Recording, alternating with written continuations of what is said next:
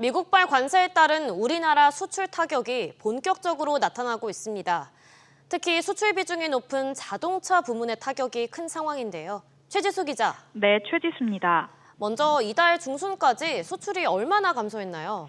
네, 이달 20일까지 수출은 320억 달러로 1년 전보다 2.4% 줄었습니다. 특히 같은 기간 대미 수출이 52억 달러로 14.6% 큰 폭으로 감소했습니다. 품목별로 보면 자동차 수출 타격이 두드러졌는데요. 반도체는 17.3% 늘었지만 승용차 수출이 6.3%, 자동차 부품이 10.7% 감소했습니다. 차 수출 감소는 미국이 지난달 3일부터 부과한 수입차 25% 관세에 따른 것으로 풀이됩니다. 석 달 연속 이어오던 월간 수출 증가세도 지난달부터 감소세로 돌아섰고 이런 흐름이 이달까지도 이어지고 있습니다. 특히 주요 품목이었던 대미 자동차 수출액이 얼마나 줄었는지를 봐야 할 것 같은데요. 얼마나 감소했나요? 네, 지난달 우리나라의 대미 자동차 수출액은 28억 9천만 달러로 지난해보다 20% 가까이 급감했습니다. 자동차에 적용된 품목 관세와 함께 현대차가 미국 조지아주 공장 가동을 본격화한 것이 수출액 감소에 일부 영향을 준 것으로 보이는데요. 현대차 그룹은 미국 조지아주에 준공한 웨타플랜트 아메리카에서 지난달 아이오닉 9 생산을 시작했고 미국 판매량이 8,000대를 돌파했다고 밝혔습니다. 향후 진행될 한미 관세 협상에서 자동차 관세율을 낮추는 것이 관건이지만 무관세는 어려울 것이란 분석이 나옵니다. SBS 비즈 최지수입니다. 이런 가운데 우리와 미국 정부의 실무단이 상호 관세 조율을 위한 협의에 들어갔습니다. 관세 완화를 조건으로 미국이 내밀 요구안에 관심이 쏠리고 있습니다. 신채영 기자. 네, 수석 대표인 장성기 산업통상자원부 통상정책국장이 이끄는 정부 대표단이 현지 시간 20일 미국에 도착해 미국 무역대표부 관계자 등과 기술 협의에 들어갔습니다. 협의는 22일까지 사흘간 진행되는데요. 이번 회의는 지난달 30일부터 이달 1일까지 워싱턴에서 열린 1차 기술협의 이후 두 번째입니다. 산업부 외에도 농림축산식품부와 해양수산부, 외교부, 기획재정부 등 관계 부처가 논의에 참여하는데요. 다음 달 3일 한국 대선을 앞두고 있기 때문에 새 정부 출범 전 마지막 실무 대면 협상이 될 가능성이 큽니다. 구체적으로 어떤 얘기가 논의가 될까요? 네, 지난주 한미 장관급 협의에서 합의된 대로 균형무역과 비관세 조치, 경제안보, 그리고 디지털 교역과 원산지, 상업적 고려 등 6개 분야를 중심으로 논의가 이뤄질 것으로 보입니다. 우리 정부는 트럼프 행정부가 한국에 대해 책정한 25%의 상호관세와 전 세계를 상대로 부과하고 있는 철강, 알루미늄, 자동차 등 품목별 관세를 최대한 낮추는 것을 목표로 잡고 있습니다. 미국은 관세 인하를 빌미로 소고기 수입 원령 제한 완화 등 구체적인 요구사항을 제시할 가능성이 있습니다. 이런 가운데 최근 스콧 베선트 미 재무장관은 미국과 성실하게 협상하지 않는 국가에 대해서는 지난달 2일 발표한 상호관세를 그대로 적용하겠다고 밝혔습니다. SBS 비즈 신채원입니다. 한편 장바구니 물가를 중심으로 여전히 물가 고공행진이 멈추지 않고 있는데요. 최근 특히 요동친 수산물 가격이 쉽사리 가라앉지 않고 있습니다. 정부 차원의 할인 행사까지 진행됐지만 장바구니에 자주 담는 고등어와 조기 등의 가격은 여전히 높은 수준에서 내려오지 않는 모습입니다.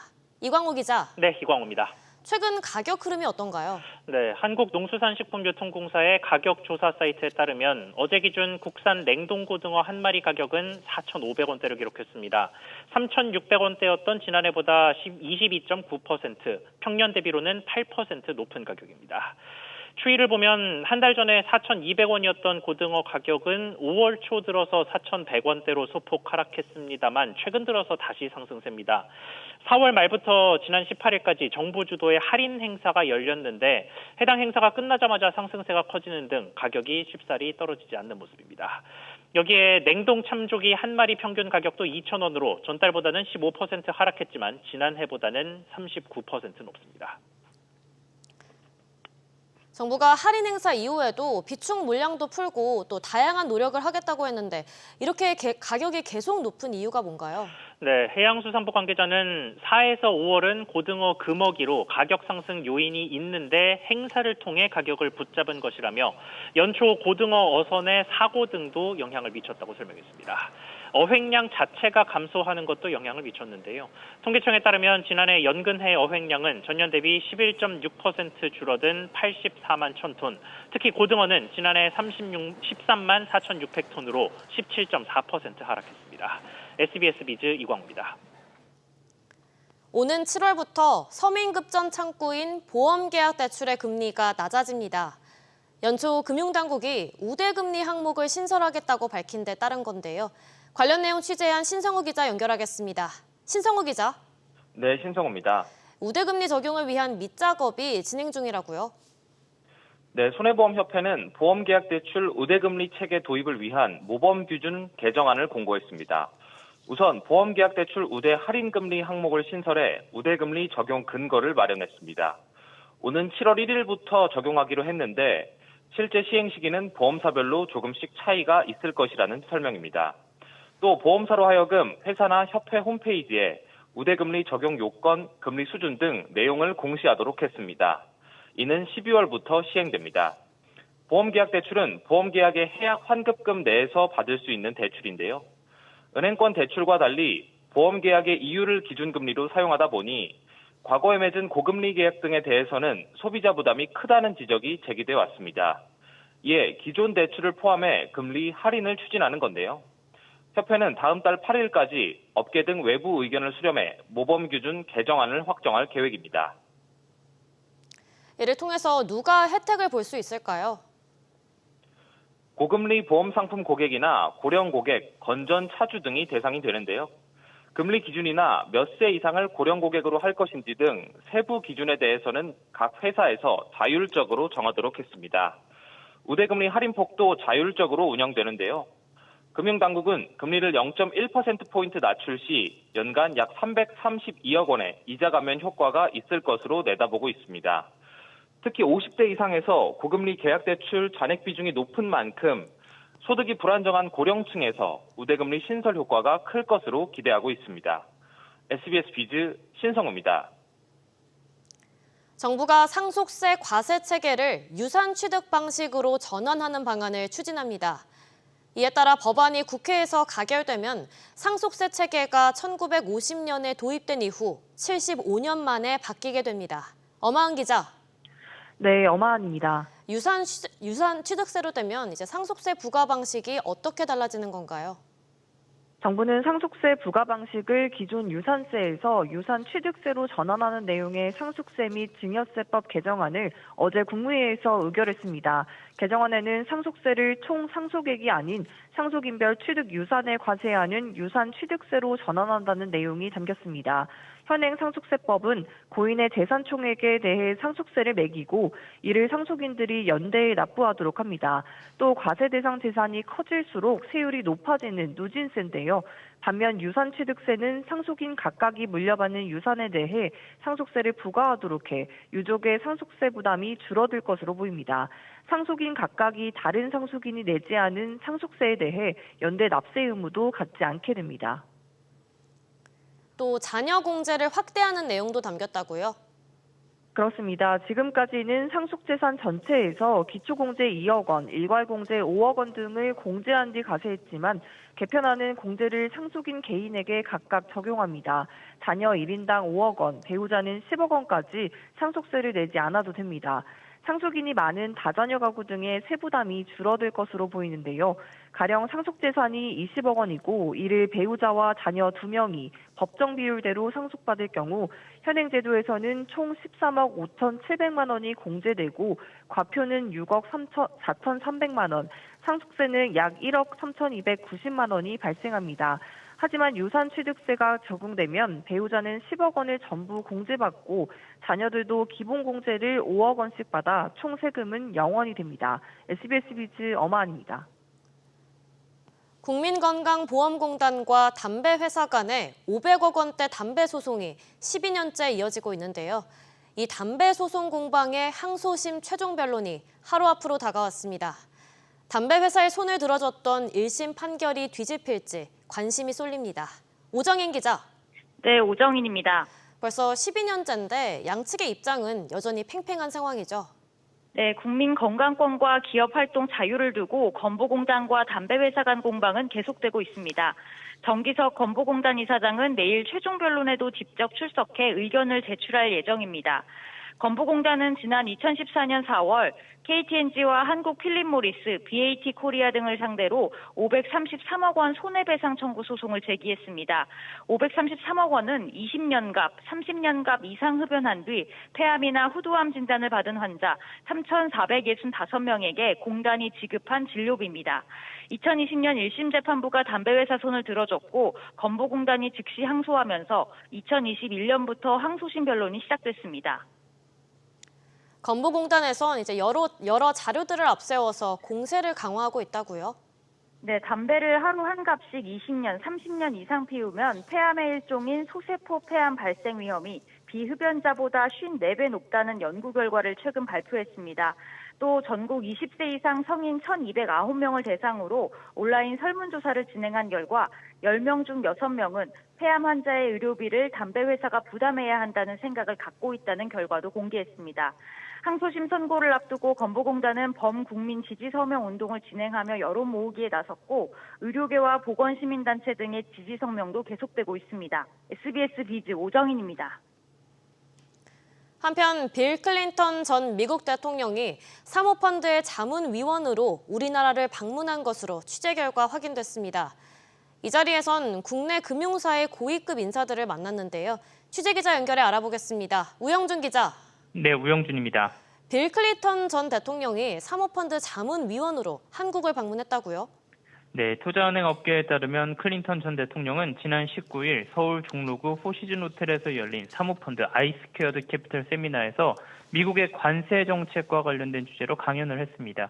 이 자리에는 아이스퀘어드 캐피털이 초청한 국내 투자기관 인사들로 구성이 됐는데 인프라 투자를 전문으로 하는 국내 주요 기업 투자 관계자들을 포함해 금융업계에서는 강석훈 산업은행 회장과 하나은행, NH농협 등 부행장급 인사들이 참석한 것으로 확인됐습니다. 아이스퀘어드 캐피털은 지난 2012년 미국에서 설립된 글로벌 인프라 투자 전문 사모펀드입니다. 최근 아이스퀘어드 캐피털은 오는 2027년까지 아시아 태평양 지역에 50억 달러, 우리 돈 약 6조 9천억 원을 투자할 계획이라고 밝힌 바 있습니다. 또 서울에도 사무실을 열 계획인 것으로 알려졌습니다. 그런데 특히 국내 금융사 고위직들을 만난 이유가 뭘까요? 네, 이 자리에 참석한 한 투자은행 업계 관계자에 따르면 아이스퀘어드 캐피털 창립자 사덱 와바가 주최한 행사인데 주로 인프라 투자 펀드를 운영하는 만큼 이와 관련한 국내 투자자들을 불러 모은 것으로 알고 있다고 말했습니다. 이에 앞서 사우디와 일본을 방문했고 싱가포르로 향한 것으로 전해졌습니다. 앞서 지난해 11월 산업은행과 농협생명은 도로, 철도 등 초기 단계 민자 사업에 투자하는 200억 원 규모 인프라 개발 펀드를 설립한 바 있습니다. 최근 아시아권의 인프라 투자에 적극 나서고 있는 아이스퀘어드 캐피털과 인프라 투자 유치와 관련해 논의했을 가능성도 제기됩니다. SBS 비즈 우영준입니다. SK하이닉스가 고대 역폭 메모리 HBM의 기술력을 등에 업고 엔비디아와 견고한 동맹 관계를 재확인했습니다. 젠슨 황 엔비디아 CEO는 대만 반도체 행사장에 마련된 SK하이닉스의 부스를 찾아서 양사의 파트너십을 강조했는데요. 조슬기 기자. 네, 조슬기입니다. SK하이닉스를 향한 젠슨 황 CEO의 발언이 눈길을 끌었다고요? 그렇습니다. 젠슨 황 엔비디아 CEO가 SK하이닉스와 원팀이라는 것을 직접 언급했기 때문입니다. 젠슨 황 CEO는 대만에서 열리고 있는 컴퓨텍스 2025 행사장 내 SK하이닉스 부스를 어제 깜짝 방문해 엔비디아 AI 가속기에 적용될 HBM4와 HBM3 12단 제품을 살폈습니다. HBM4 샘플을 살펴본 뒤 정말 아름답다고 감탄하며 HBM 샘플이 담긴 동판에 SK하이닉스를 사랑한다는 친필 사인을 남겼습니다. SK하이닉스는 현재 AI 반도체의 큰 손인 엔비디아의 HBM3 제품을 공급 중이고요. 올해 하반기부터 양산에 들어갈 HBM4 샘플 제품 역시 엔비디아 측에 제공한 상태입니다. 업계에선 이런 행보를 양사의 긴밀한 협력 관계를 보여주는 상징적인 장면으로 보고 있습니다. SK하이닉스가 엔비디아의 차세대 GPU에 탑재될 HBM4 제품의 무난한 공급을 시사한 것으로도 풀이됩니다. 품질 테스트 통과 소식이 늦어지고 있는 경쟁사 삼성전자 입장에선 부담감이 커질 수밖에 없겠네요. 맞습니다. SK하이닉스가 업계 최초로 이 5세대 HBM3 8단에 이어 12단까지 납품하고 있지만 삼성전자는 같은 이 8단과 12단 엔비디아 품질 인증 테스트 통과를 아직 못한 상태입니다. 이런 상황에서 미국 마이크론이 엔비디아 HBM3 공급망에 진입하면서 삼성전자를 압박하고 있는데요. 최근 1분기 실적 발표 때 HBM3 개선 제품 샘플 공급을 마쳤고 오는 2분기부터 점진적인 판매량 회복을 예상한다고 밝힌 만큼 성과를 낼지 주목됩니다. SBS 비즈 조슬기입니다. 지난해까지 19년 연속으로 글로벌 TV 시장 1위를 달성한 삼성전자가 올해 1분기에도 1위 자리를 지켰습니다.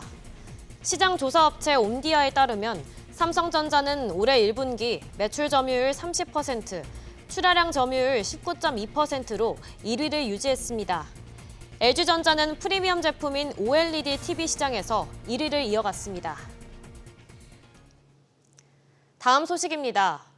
오는 9월부터 전국은행 10곳 중 한두 곳 꼴인 거점 점포에서만 ELS 판매가 재개됩니다. 동시에 비대면 판매도 재개되면서 누구나 가입이 가능해지는데요. 취재기자 연결합니다. 오수영 기자. 네, 오수영입니다. 오프라인에선 제약이 있는데 온라인은 제약이 없네요. 그렇습니다. 금융당국은 오는 9월부터 은행 지점에선 거점 점포에 물리적으로 완벽하게 분리된 고위험 상품 전용 창구에서만 ELS를 팔되 온라인에서는 접근 제한이 없도록 해서 은행 판매도 재개하도록 할 예정입니다.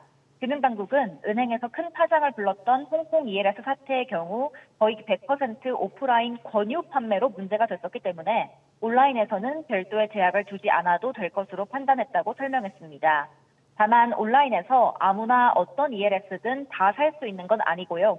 투자 성향에 따라 상품 조회가 제한될 수 있습니다. 은행들은 홍콩 ELS 사태 이후 극도로 조심스러운 모습인데요. 물밑에서는 ELS 재판매 시작을 위한 준비에 속도를 내고 있습니다. 특히 부산은행은 연말에 원금 보존 추구형 ELS의 온라인 판매 신규 시작을 위한 시스템 준비에 착수했습니다. 원금 손실 가능성을 줄인 ELS부터 시작해서 비대면 판매를 점차 상품군을 확대해 나갈 계획입니다. 원금 보존 추구형이라면 원금이 보존된다는 건가요? 그건 아닙니다. 원금 보존 추구형 ELS는 가능한 한 원금을 지키기 위해서 노력해서 상품을 구성했다는 뜻이지 절대적으로 원금을 보장하는 건 아닙니다. 특히 중도에 해지할 경우 수수료를 제외하면 원금 이하의 돈을 돌려받게 될 수 있습니다. 예금자 보호 대상이 아니기 때문에 발행사인 증권사가 파산할 경우 수익 조건을 달성했더라도 원금과 수익을 못 받게 될 수 있다는 점도 고려를 해야 합니다. 금감원은 비대면 전면 오픈에 대한 우려에 대해 투자자 보호 강화를 위해 온라인도 포함한 투자 성향 분석 구조화와 구체적인 가이드 마련을 준비하고 있다고 설명했습니다. SBS 비즈 오수영입니다. 요즘 여럿이 돈 관리할 때 모임 통장만 한 게 없는데요. 2018년 말에 출시한 카카오뱅크의 모임 통장은 이용자가 1,200만 명에 달하면서 큰 인기를 끌고 있습니다. 이에 따라 저축은행 업권에서도 오는 9월에 예금 보호 한도 상향에 맞춰서 모임 통장을 내놓습니다. 자세한 내용 취재기자 연결해 알아보겠습니다. 이한승 기자. 네, 이한승입니다. 저축은행에서 모임 통장이 나온다고요? 네, 맞습니다. 저축은행 중앙회는 오는 9월 모임통장 출시를 목표로 현재 시스템을 구축하고 있습니다. 전체 79개 저축은행 가운데 저축은행 중앙회 전산을 사용하는 67개 저축은행이 대상인데요. 금리가 0.1%에서 2% 수준인 기존 모임통장들과 경쟁해야 하는 만큼 최소 2%에서 3% 수준의 금리로 시장 공략에 나설 것으로 예상됩니다. 그런데 9월이면 예보 한도 상향과도 무관하지 않겠네요. 네, 예금보호 한도가 1억 원으로 높아지면 예금 금리가 높은 저축은행으로의 머니무브가 일어날 가능성이 높다라는 전망이 나오는데요. 저축은행 업권은 악화된 건전성 개선이 우선이어서 예금 금리를 높이기가 쉽지 않은 상황입니다. 저축은행 수신잔액도 3월 말 기준으로 100조 원이 깨지면서 지난해 7월 이후 8개월 만에 100조 원을 밑돌게 됐는데요. 이런 상황에서 모임 통장으로 이자 비용을 낮춰 수신을 늘리고 이를 대출 영업에 쓸 수 있는 만큼 저축은행에는 1억 원까지 보호되는 모임 통장이 새로운 기회가 될 수 있습니다. 다만 저축은행 중앙회는 시스템 완성 후에나 수요 조사를 하겠다는 입장이어서 67개사 중에서 몇 곳이 참여할지에 따라 효과는 달라질 것으로 보입니다. SBS 비즈 이한승입니다. 일론 머스크 테슬라 CEO가 앞으로 5년간 전기차 제조업체인 테슬라를 계속 이끌겠다고 밝혔습니다. 그간 우려를 받아왔던 정치 관련한 지출은 크게 줄일 거라고도 말했는데요. 김한진 기자. 네, 김한진입니다. 머스크 CEO가 투자자들의 의구심 해소에 나섰네요. 네, 일론 머스크 테슬라 CEO가 카타르 도하에서 열린 경제포럼 화상 인터뷰에서 5년이 지나도 테슬라 CEO 자리에 있겠냐는 질문에 그렇다며 의심할 여지가 없다고 답했습니다. 전기차 경쟁 가열 속 실적 부진과 연초 대비 12% 넘는 주가 하락 등으로 피어난 축출설에 선을 그는 동시에 투자자들 사이에서 머스크 CEO가 사업에 전념하고 있는지 의구심이 커지는 것을 불식시킨 겁니다. 머스크 CEO는 또 행동주의 투자자들에게서 쫓겨나지 않기 위한 충분한 의결권을 확보하겠다는 의지도 밝혔는데요. 돈 문제가 아니라 회사의 미래를 합리적으로 통제할 수 있느냐의 문제라고 이유를 설명했습니다. 그러면서 유럽을 제외한 다른 곳에서는 매출 강세가 보이고 있다며 1분기 매출 순이익 급감으로 커진 실적 우려 잠재우기에 나섰고요. 다음 달 중에는 텍사스 오스틴 지역에서 자율주행 로보택시 운행을 시작한다는 소식도 전했습니다. 정치 활동으로 인해서 이제 테슬라 차량 불매 시위까지 있었는데 이와 관련한 언급도 있었죠. 네, 트럼프 대통령 당선을 위해 약 2억 5천만 달러, 우리 돈으로 약 3,500억 원 가까이 쓴 것으로 알려진 머스크 CEO는 이제는 할 만큼 했다고 생각한다며 앞으로 정치 후원을 크게 줄일 것이라고 밝혔습니다. 다만 완전히 손을 떼는 것은 아님을 시사했는데요. 지금 당장은 정치 관련 지출 이유를 찾지 못하고 있지만 나중에 이유를 발견하면 지출할 것이라고 덧붙였습니다. SBS 비즈 김한진입니다.